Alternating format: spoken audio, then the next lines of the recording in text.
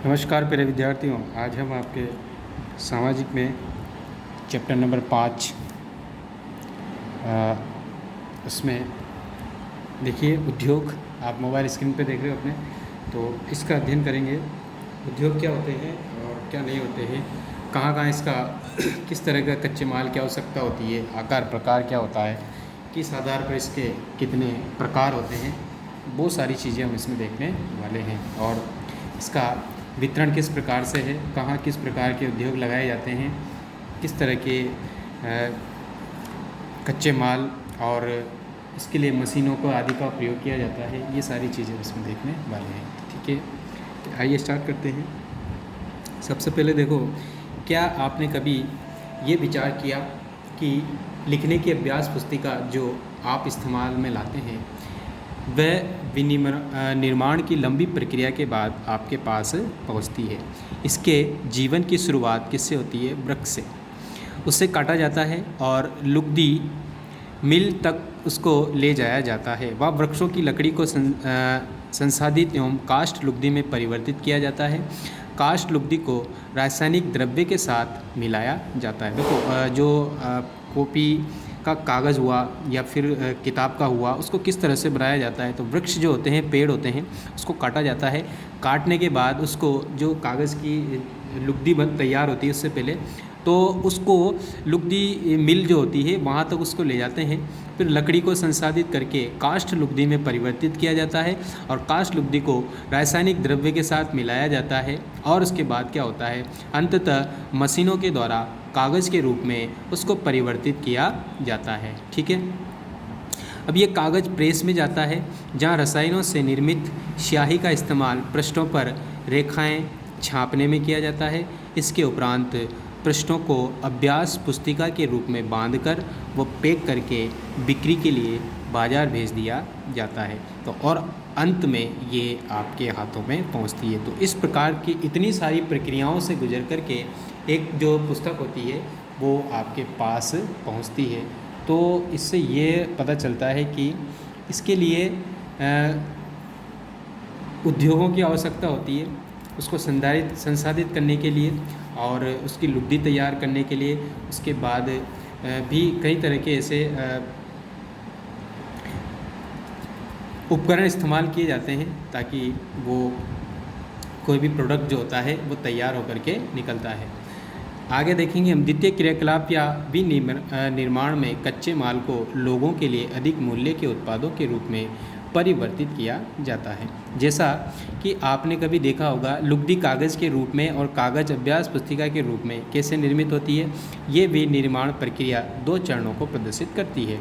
देखते हैं, उद्योग का संबंध आर्थिक गतिविधि से है जो कि वस्तुओं के उत्पादन, खनिजों के निष्कर्षण अथवा सेवाओं की व्यवस्था से संबंधित है। इस प्रकार लोहा इस्पात उद्योग वस्तुओं के उत्पादन से संबंधित है। कोयला खनन उद्योग कोयले को धरती से निकालने से संबंधित है तथा पर्यटन सेवा देने से संबंधित उद्योग हैं। क्लियर? अब देखिए आप, उद्योगों का वर्गीकरण, कितने प्रकार के उद्योग होते हैं, है ना, और उन प्रकारों के अंदर भी किस तरह के उद्योगों को शामिल किया जाता है, ये सारी चीज़ें हम इसमें देखने वाले हैं। तो देखो, उद्योगों का वर्गीकरण कच्चे माल के आधार पर, आकार और स्वामित्व के आधार पर किया जाता है। तो 3 आधार पर इनका वर्गीकरण कर सकते हैं, इनको बांट सकते हैं। सबसे पहले कच्चा माल हो गया, फिर उसका आकार हो गया और फिर उसका स्वामित्व हो गया। ठीक है, तो सबसे पहले देखते हैं कच्चा माल। कच्चे माल के उपयोग के आधार पर कृषि आधारित, खनिज आधारित और समुद्र आधारित और वन आधारित हो सकते हैं। तो कच्चे माल के रूप में हम निम्न उद्योगों को पढ़ सकते हैं या उसमें वर्गीकरण कर सकते हैं। सबसे पहले हम कृषि पर आधारित, फिर खनिज पर आधारित, समुद्र आधारित और वन पर आधारित कच्चा माल हो सकता है। तो इस आधार पर, कच्चे माल के आधार पर लगभग यहाँ से देखेंगे, कृषि आधारित, खनिज आधारित, समुद्र आधारित तो और वन आधारित, ये 4 प्रकार के जो उद्योग हैं उसके प्रकार होते हैं। तो देखते हैं नेक्स्ट पेज में क्या है। ठीक है, सबसे पहले इसमें देखेंगे कृषि आधारित उद्योग। तो जो कृषि पर आधारित कौन कौन से उद्योग हैं, तो जैसे देखते हैं, कच्चे माल के रूप में वनस्पति और जंतु आधारित उत्पादों का उपयोग करते हैं। खाद्य संसाधन, वनस्पति तेल, सूती वस्त्र, डेयरी उत्पाद और चर्म उद्योग कृषि आधारित उद्योगों के उदाहरण हैं। ठीक है। खनिज आधारित उद्योग प्राथमिक उद्योग हैं जो खनिज अयस्कों का उपयोग कच्चे माल के रूप में करते हैं। इन उद्योगों के उत्पाद अन्य उद्योगों का पोषण करते हैं। अयस्क से निर्मित लोहा खनिज आधारित उद्योग का उत्पाद है। ये कई अन्य उत्पादों के विनिर्माण के लिए कच्चे माल के रूप में प्रयुक्त किया जाता है, जैसे भारी मशीनों का भवन निर्माण सामग्री हो गई तथा रेल के डिब्बे बनाने। अगला है अपना समुद्र आधारित उद्योग। इसमें क्या होता है, सागरों और महासागरों से प्राप्त उत्पादों का उपयोग कच्चे माल के रूप में करते हैं और समुद्री खाद्य प्रसंस्करण उद्योग और मत्स्य तेल निर्माण इसके कुछ उदाहरण हैं। ठीक है। वन आधारित उद्योगों में देखते हैं तो उसमें वनों से प्राप्त उत्पाद का उपयोग कच्चे माल के रूप में करते हैं।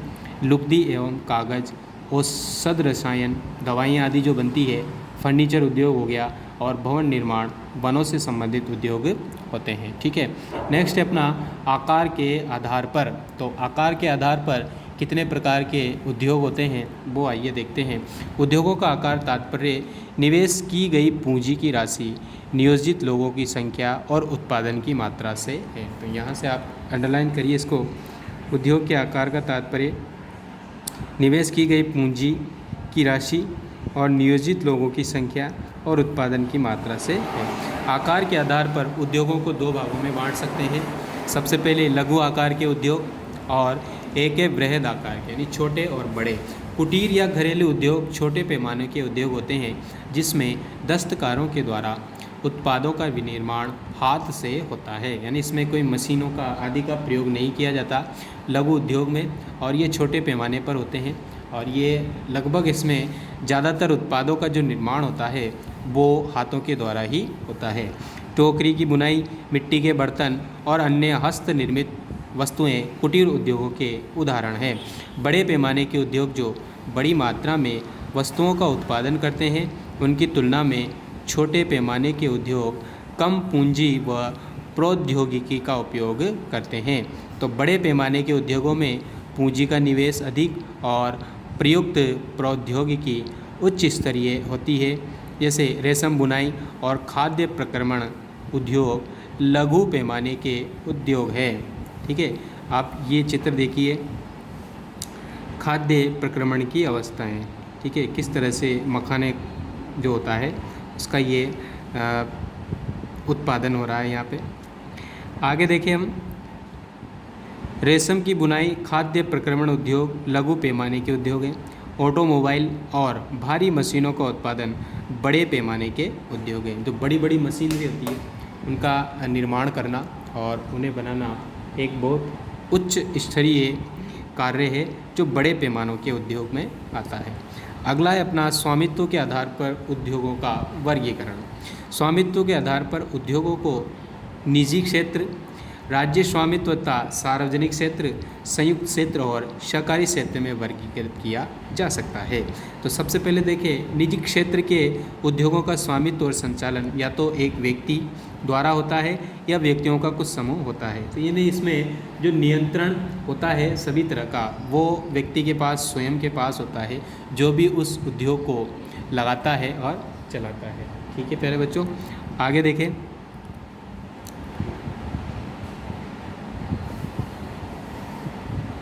सार्वजनिक क्षेत्र के उद्योगों का स्वामित्व और संचालन सरकार द्वारा होता है, जैसे हिंदुस्तान एरोनॉटिक लिमिटेड और steel authority of India limited.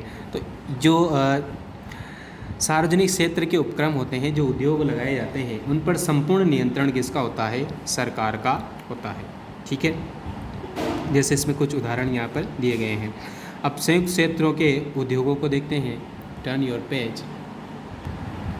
तो सार्वजनिक क्षेत्र में क्या होता है? स्वामित्व और संचालन राज्यों और व्यक्तियों अथवा व्यक्तियों के समूह द्वारा होता है। इसमें राज्यों के द्वारा या इसमें साथ में ही किन्हीं व्यक्तियों की भी भागीदारी होती है, तो उसको हम सार्वजनिक क्षेत्र का कहेंगे।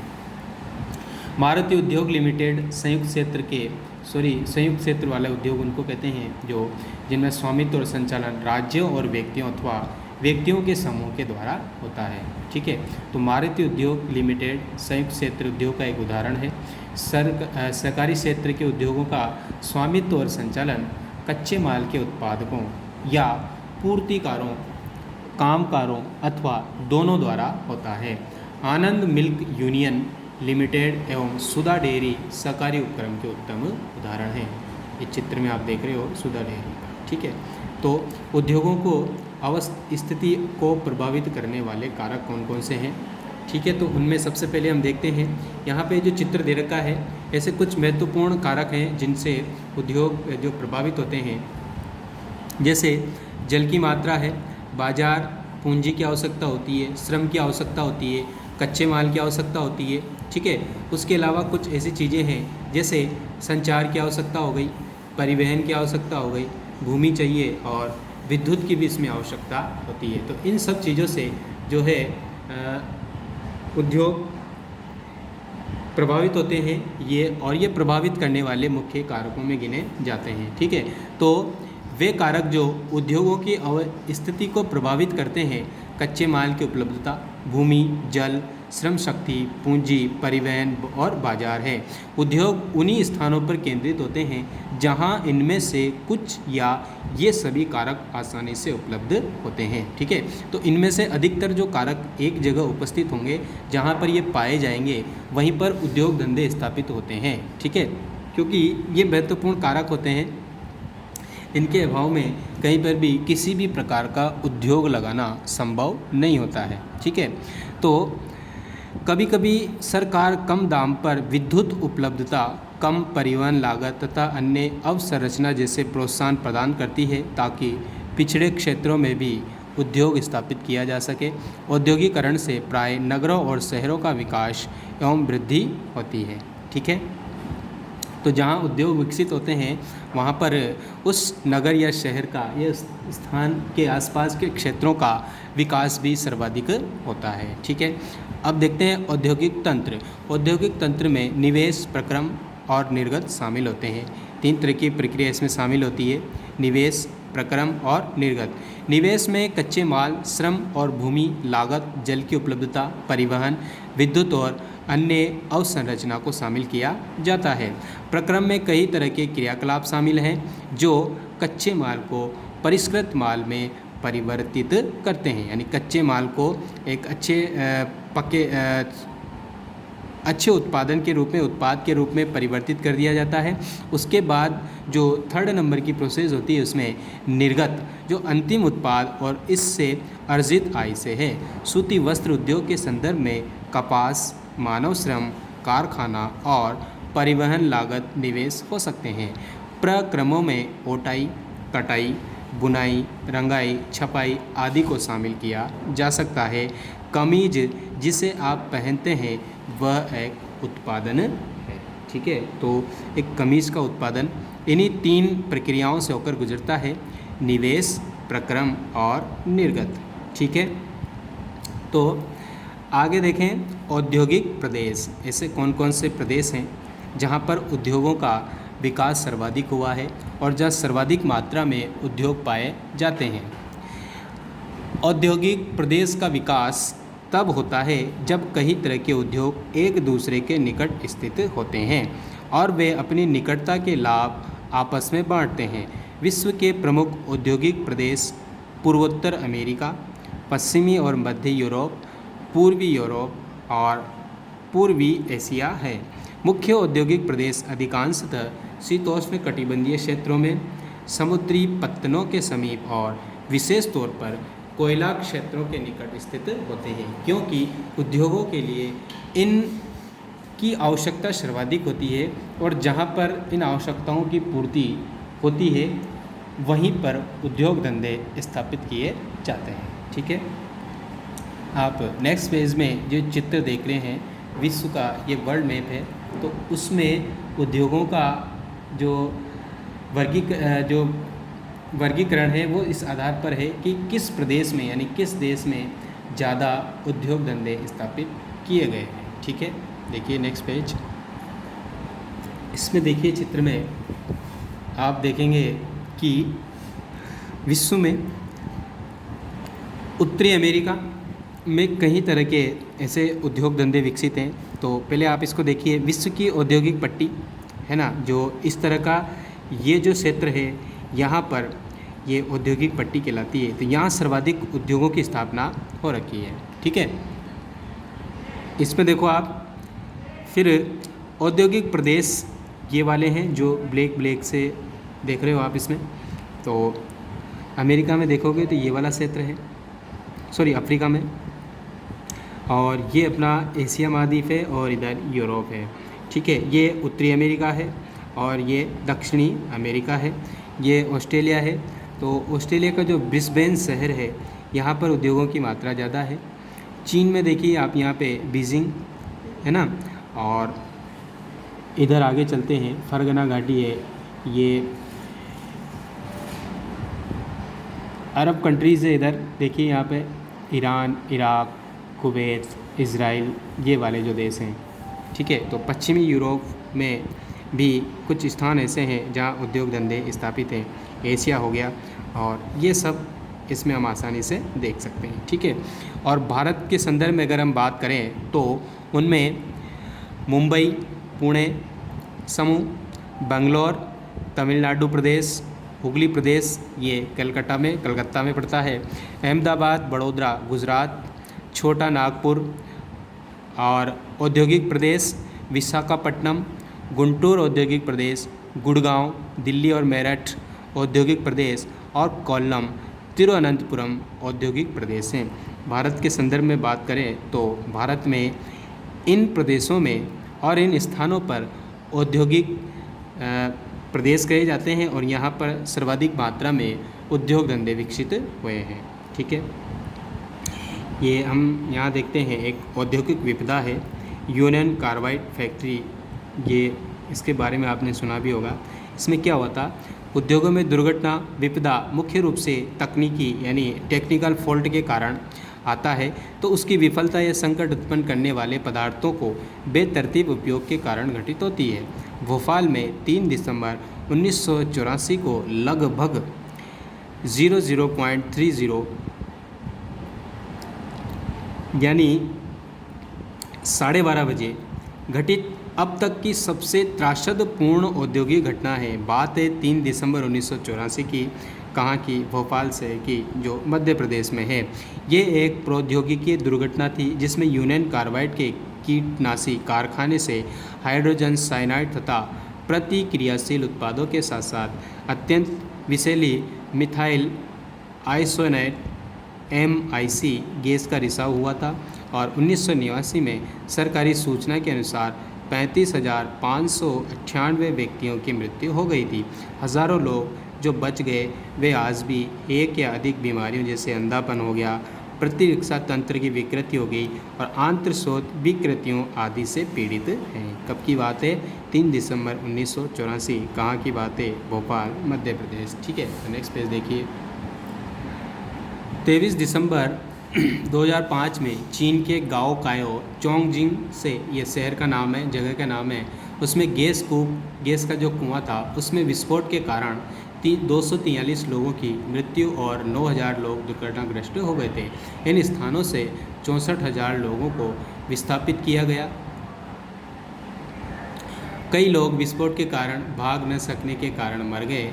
वे जो समय पर भाग पाए उनकी आंखें, त्वचा और फेफड़े गैस से क्षतिग्रस्त हो गए यानी खराब हो गए। ठीक है, जोखिम कम करने के उपायों के विषय में अगर बात करें तो उसमें सबसे पहले घने बसे आवासीय क्षेत्र को औद्योगिक क्षेत्रों से अलग और बहुत दूर रखा जाना चाहिए, यानी आबादी वाले क्षेत्रों में उद्योगों की स्थापना कम करनी चाहिए।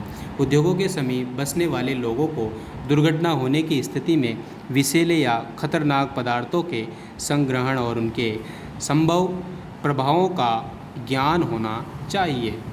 फिर देखिए, आग की चेतावनी और अग्निशमन की व्यवस्था को उन्नत किया जाना चाहिए। विषैले पदार्थों के भंडारण की क्षमता की निश्चित सीमा होनी चाहिए और उद्योगों में प्रदूषण नियंत्रण के उपाय उन्नत किया जाना चाहिए। ठीक है, अब देखिए प्रमुख उद्योगों का वितरण। ये तो कुछ प्राकृतिक जो घटनाएं घटी थी, जो उद्योगों में होने वाली घटनाएं थी, उन दो उदाहरण हमने, एक चीन का और एक भोपाल का।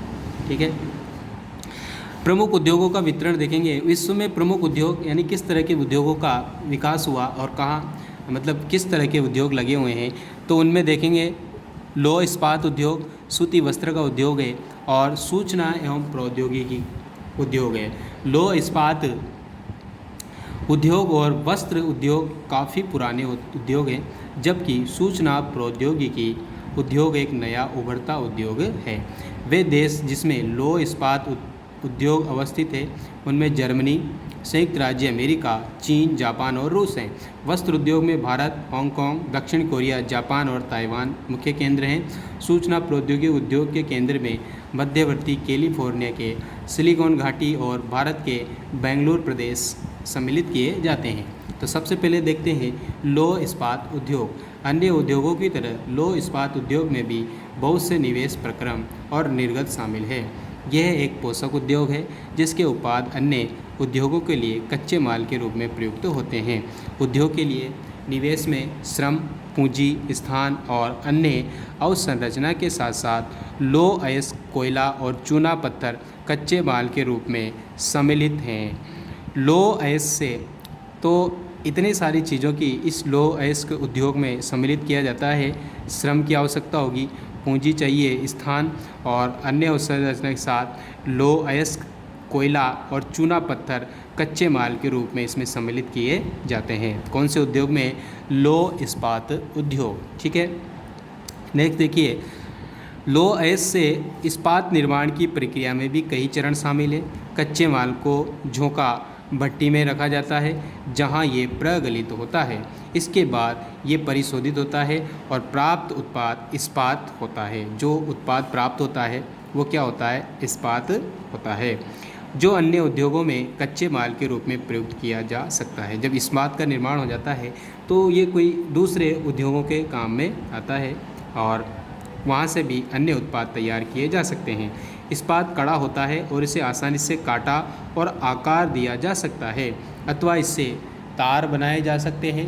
एल्यूमीनियम, निकल, तांबा जैसे अन्य धातुओं को थोड़ी थोड़ी मात्रा में इस्पात में मिलाकर इसकी मिश्र धातुएं बनाई जा सकती हैं। नेक्स्ट पेज पे देखिए आप, इस चित्र में देखिए ये कोयला है, फिर इसका टन अयस्क हुआ और फिर ये 1 टन चूना पत्थर और 1 टन इस्पात, तो 4 टन कोयला चाहिए, फिर 4 टन इसका अयस्क बनेगा। फिर उसके बाद इसमें 4 टन कोयला प्लस 4 टन अयस्क चाहिए, फिर प्लस 1 टन चूना पत्थर इसमें मिलाया जाएगा, तब जाकर के 1 टन इस्पात का निर्माण होता है। ठीक है, तो ये देखो झोंका भट्टी है, इसमें लौह अयस्क से इस्पात का निर्माण किस तरह से होता है। तो प्रगलित लोहा यानी जो गलाया हुआ लोहा होता है, ये इधर से ये धातुमल होता है, अपशिष्ट पदार्थ इधर निकलते हैं। ठीक है, ये गर्म हवा होती है, ये झोंका भट्टी होती है, तो इसमें लौह अयस्क और चूना पत्थर और कोक इसमें डाले जाते हैं। ठीक है, आगे देखें, मिश्र धातु इस्पात को असामान्य कठोरता, दृढ़ता और जंग प्रतिरोधक क्षमता प्रदान करती है। इस्पात प्राय आधुनिक उद्योगों का मेरुदंड कहलाता है। लगभग सारी वस्तुएं जिनका हम लोग उपयोग करते हैं वे या तो लोहा या इस्पात से बने हैं अथवा इन धातुओं से निर्मित औजारों और मशीनों से बने हैं।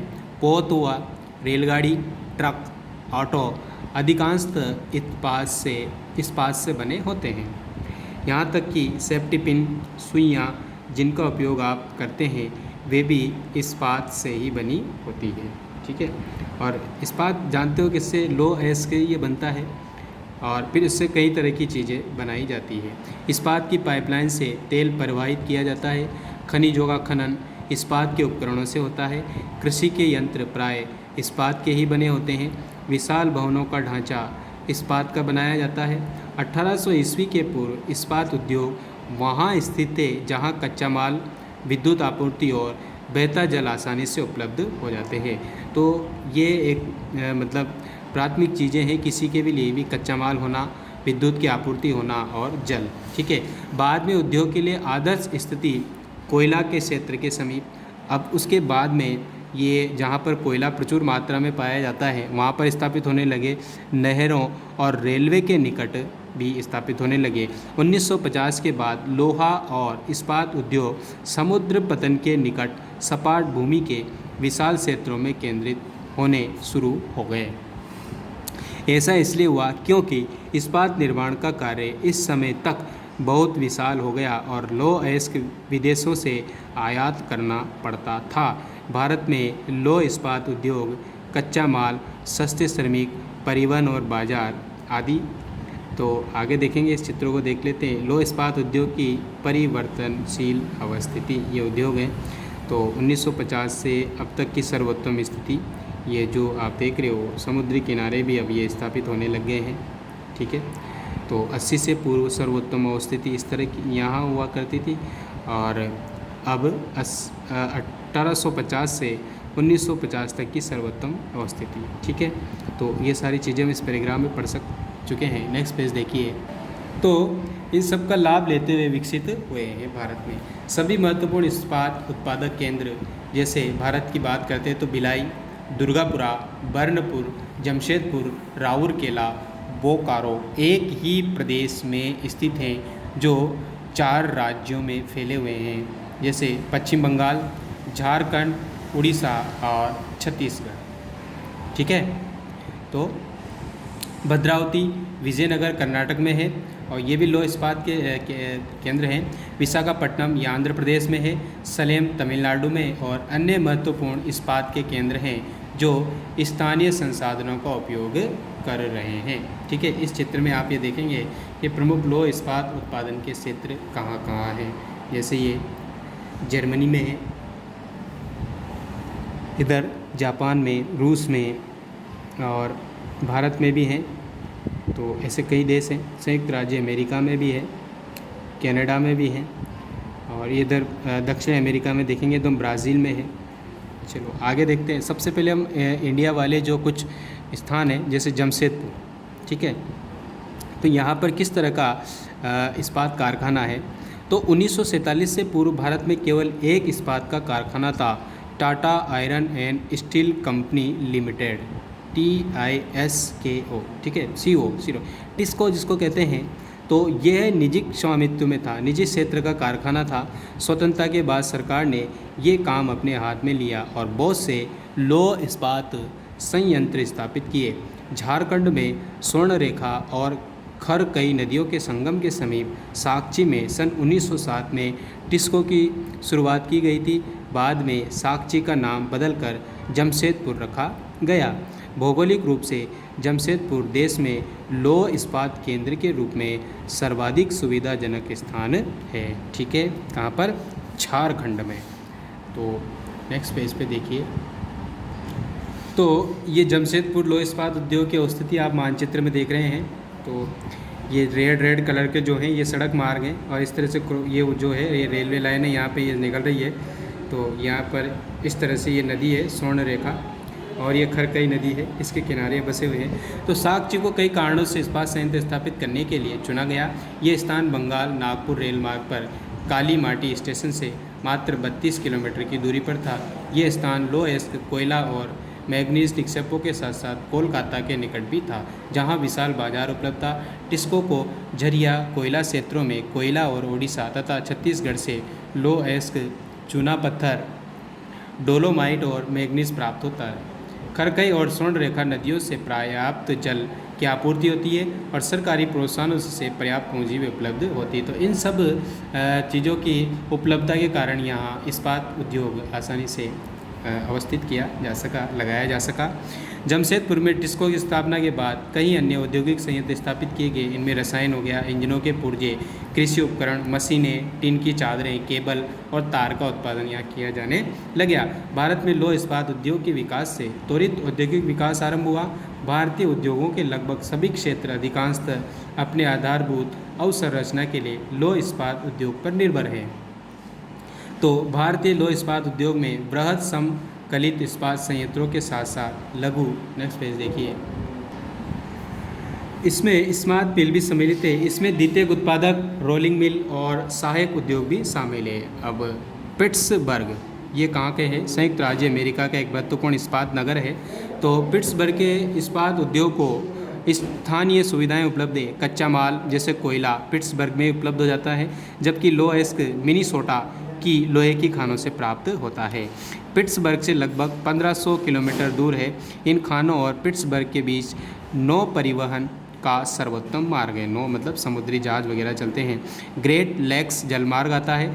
यह अयस्क के नौ परिवहन हेतु सस्ता मार्ग है और ग्रेट लेक्स से पिट्सबर्ग क्षेत्र तक लो अयस्क रेलगाड़ियों से लाया जाता है। ओहियो, मोनोगहेलिया और एल्गनी नदियों से प्राप्त जल प्राप्त होता है। ठीक है, आज पिट्सबर्ग से बहुत कम बड़ी इस्पात मिल है। ये मिल पिट्सबर्ग से ऊपर मोनोहेला और एल्गनी नदी घाटियों में तथा पिट्सबर्ग के नीचे ओहियो नदी के सहारे स्थित है। परिष्कृत इस्पात स्थल और जल दोनों मार्गों द्वारा बाजार में भेजा जाता है। पिट्सबर्ग क्षेत्र में इस्पात मिलों के अतिरिक्त कई अन्य कारखाने हैं।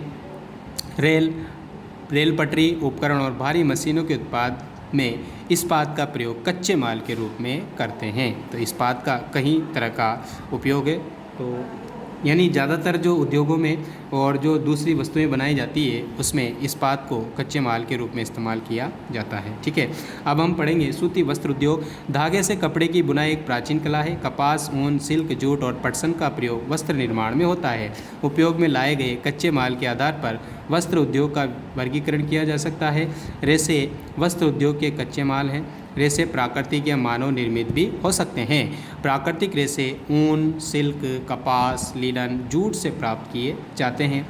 मानव निर्मित रेशों में नायलॉन, पॉलिएस्टर, एक्रिलिक और रेयॉन शामिल हैं। सूती वस्त्र उद्योग विश्व के प्राचीनतम उद्योगों में से एक है।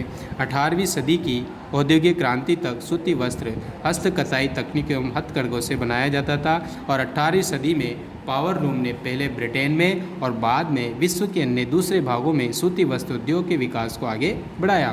तो आज भारत, चीन, जापान और संयुक्त राज्य अमेरिका सूती वस्त्र के महत्वपूर्ण उत्पादक हैं। तो कौन कौन से देश हैं? भारत हैं, चीन है, जापान है और संयुक्त राज्य अमेरिका। तो ये सूती वस्त्र के महत्वपूर्ण उत्पादक हैं। भारत में अति उत्तम गुणवत्ता के सूती वस्त्र उत्पादन करने की गौरवपूर्ण परंपरा रही है। ब्रिटिश शासन से पूर्व हाथ से कते और हाथ से बुने वस्त्रों का एक विस्तृत भारतीय बाजार था। ढाका का मलमल, मूसलीपट्टम की छींट, कालीकट के केलिको तथा बुरहानपुर, सूरत, वडोदरा के सुनहरी जरी के काम वाली सूती वस्त्र गुणवत्ता और डिजाइनों के लिए विश्वविख्यात थे। तो आप नेक्स्ट पेज पे देखिए। तो लेकिन हाथ से बने होने के कारण सूती वस्त्र का उत्पादन महंगा और बनने में अधिक समय लेता था। इसलिए परंपरागत सूती वस्त्र उद्योग पश्चिम के लिए नए वस्त्र मिलों से प्रतिस्पर्धा नहीं कर सका, जो सस्ते और अच्छी गुणवत्ता वाले वस्त्रों का निर्माण यंत्रीकृत औद्योगिक यूनिट में करते थे। यानी अपने यहाँ तो ज़्यादातर हाथ से बने हुए सूती वस्त्रों का इस्तेमाल होता था, लेकिन विदेशों में और पश्चिम के जो देश हैं वहाँ पर तो सूती वस्त्र की मिलें थी, तो उसका मुकाबला ये नहीं कर सके। लेकिन देखो, पहली सफल यांत्रिकृत वस्त्र मिल मुंबई में 1854 में स्थापित की गई। कोष्ण आर्द्र जलवायु, मशीन आयात के लिए पतन, कच्चे माल की उपलब्धता और दक्ष श्रमिक इस प्रदेश में इस उद्योग के द्रुत फैलाव में सहायक रहे। प्रारंभ में ये उद्योग महाराष्ट्र, गुजरात राज्य में अनुकूल आर्द्र जलवायु के कारण पनपा, लेकिन वर्तमान में आर्द्रता कृत्रिम रूप से उत्पन्न की जा सकती है और कच्चे कपास शुद्ध होती है एवं वस्त्र उत्पादन प्रक्रिया में इसका वजन कम नहीं होता। इसलिए ये उद्योग भारत के विभिन्न भागों में फैल गया, जैसे कोयम्बटूर, कानपुर, चेन्नई, अहमदाबाद, मुंबई, कोलकाता, लुधियाना, पुडुचेरी, पानीपत इसके कुछ प्रमुख केंद्र हैं। आइए नेक्स्ट पेज में देखते हैं। अब इसमें देखेंगे भारत में कौन कौन से केंद्र हैं। अहमदाबाद गुजरात में साबरमती नदी के तट पर स्थित है। 1859 में यहाँ पहली सूती मिल स्थापित की गई। 1859 में अंडरलाइन कर लेंगे। ये यथाशीघ्र ही मुंबई के बाद भारत का दूसरे बड़ा वस्त्र निर्माता नगर बन गया। मुंबई के बाद दूसरा कौन सा था? भारत। अहमदाबाद को प्राय भारत का मैनचेस्टर कहा जाता है। मैनचेस्टर इंग्लैंड में है, ठीक है, तो इसको भारत का मैनचेस्टर कहते हैं, किसको? अहमदाबाद को। अनुकूल अवस्थिति कारक अहमदाबाद की सूती वस्त्र उद्योग के विकास में सहायक थे। अहमदाबाद कपास उत्पन्न करने वाले क्षेत्र के बहुत निकट स्थित है। यहाँ कच्चा माल आसानी से उपलब्ध होता है। जलवायु कताई बुनाई के लिए आदर्श है। सपाट भूभाग, भूमि की आसानी से उपलब्धता, मिलों की स्थापना में उपयुक्त है। गुजरात और महाराष्ट्र राज्य की घनी आबादी इस उद्योग को कुशल और अर्धकुशल श्रमिक उपलब्ध कराते हैं। सुविकसित सड़कें और रेल मार्गों का जाल सूती वस्त्रों को देश के विभिन्न भागों में आसानी से पहुंचाने में मदद करता है। इस तरह इसकी बाजार तक सरल पहुंच उपलब्ध है। नज़दीक में मुंबई पत्तन है, मुंबई बंदरगाह, इसे मशीनों का आयात करने और सूती वस्त्र के निर्यात में इसको सुविधा प्रदान करता है। किसके लिए? अहमदाबाद के लिए। परंतु हाल के वर्षों में अहमदाबाद की सूती मिलों की कुछ समस्याएं हैं। बहुत से वस्त्र मिलें वहाँ बंद हो चुके हैं। देश में नए वस्त्र केंद्रों का विकास और अहमदाबाद के मिलों में मशीन प्रौद्योगिकी का नवीकरण न होना इसका प्रमुख कारण है। अब ओसाका, ये जापान का शहर है, तो देख लेते हैं। ओसाका जापान का एक महत्वपूर्ण वस्त्र निर्माण केंद्र है। ये जापान का मैनचेस्टर कहा जाता है। ठीक है, भारत का मैनचेस्टर अहमदाबाद। ओसाका में सूती वस्त्र उद्योग का विकास कई भौगोलिक कारणों से हुआ। ओसाका के चारों ओर विस्तृत मैदान सूती वस्त्र मिलों के विकास के लिए आसानी से भूमि की उपलब्धता सुनिश्चित करता है और कोष्ण आर्द्र जलवायु कताई व बुनाई के लिए भी उपयुक्त है। योडो नदी, कौन सी नदी है वहाँ पे? योडो। ठीक है, जैसे अपने अहमदाबाद में कौन सी थी? साबरमती। तो इसके लिए पर्याप्त जल उपलब्ध कराती है। श्रमिक आसानी से वहाँ उपलब्ध हो जाते हैं और पतन की अवस्थिति कच्चे माल को आयात करने और वस्त्रों के निर्यात की सुविधा उपलब्ध कराती है। यानी बंदरगाह भी वहाँ पास में उपस्थित है। ओसाका का वस्त्र उद्योग पूर्णतः आयातित कच्चे मालों के ऊपर निर्भर है। ठीक है, तो मिस्र कपास मिस्र, भारत, चीन, यूएसए से आयात की जाती है। परिष्कृत उत्पाद अधिकांशतः निर्यात किए जाते हैं। उच्च गुणवत्ता और कम मूल्य की वजह से उसका एक अच्छा बाजार है। यद्यपि देश का एक महत्वपूर्ण उद्योग है, लेकिन हाल ही में ओसाका के सूती वस्त्र उद्योग का स्थान अन्य उद्योगों जैसे लौह इस्पात हो गया, मशीनरी हो गया, जहाजरानी हो गया, ऑटोमोबाइल, विद्युत उपकरण और सीमेंट लेते जा रहे हैं। यानी इस सूती वस्त्र की जगह ये उद्योग विकसित होते जा रहे हैं। ठीक है प्यारे बाल को, तो आज आपका ये चैप्टर समाप्त हो गया। तो आज के लिए काफ़ी है, कल के लिए बहुत कुछ बाकी है। इसके प्रश्नोत्तर आपको करा दिए जाएंगे ग्रुप में। ठीक है, ओके, धन्यवाद।